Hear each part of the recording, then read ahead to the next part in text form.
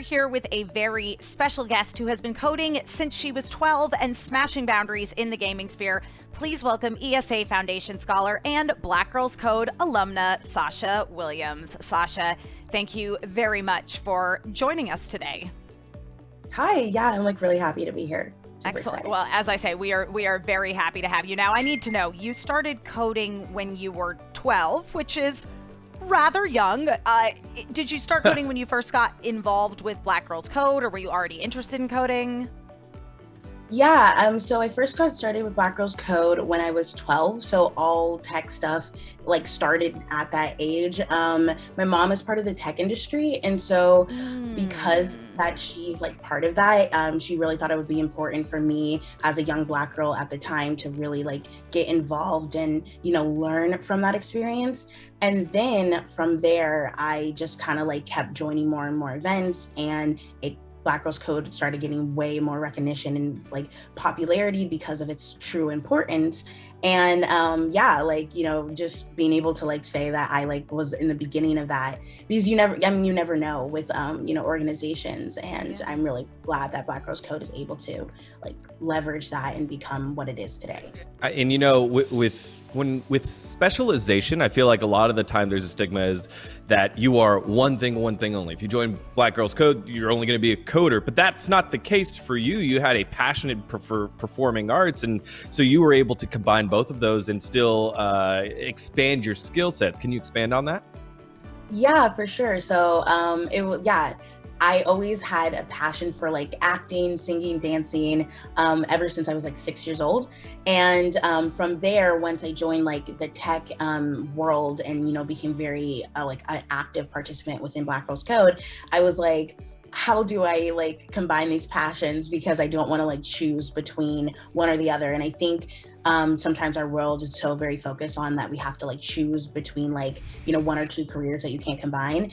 And I was able to find a really nice sector between the entertainment industry as well as the tech industry, and that was video games. And so because of that, I was able to continue to participate in Black Girls Code, go to a few other organizations that really helped cultivate my skill and levels within game design as well.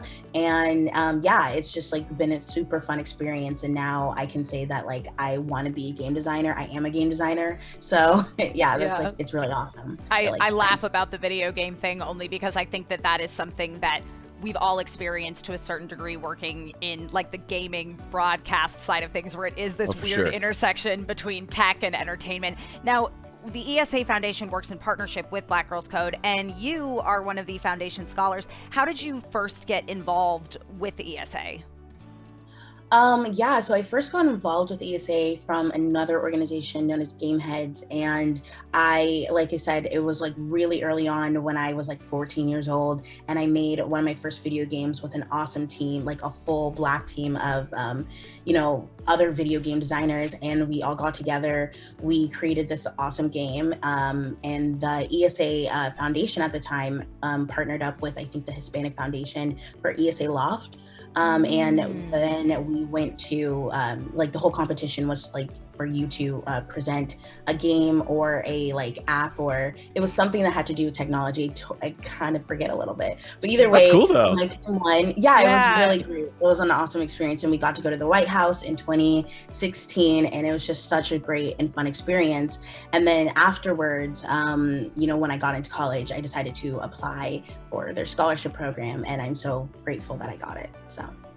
Well, I mean, with the pandemic, obviously a lot of events, including E3 and things, have pivoted to being digital, and Black Girls Code made the shift to doing a digital kind of workshops and things as well.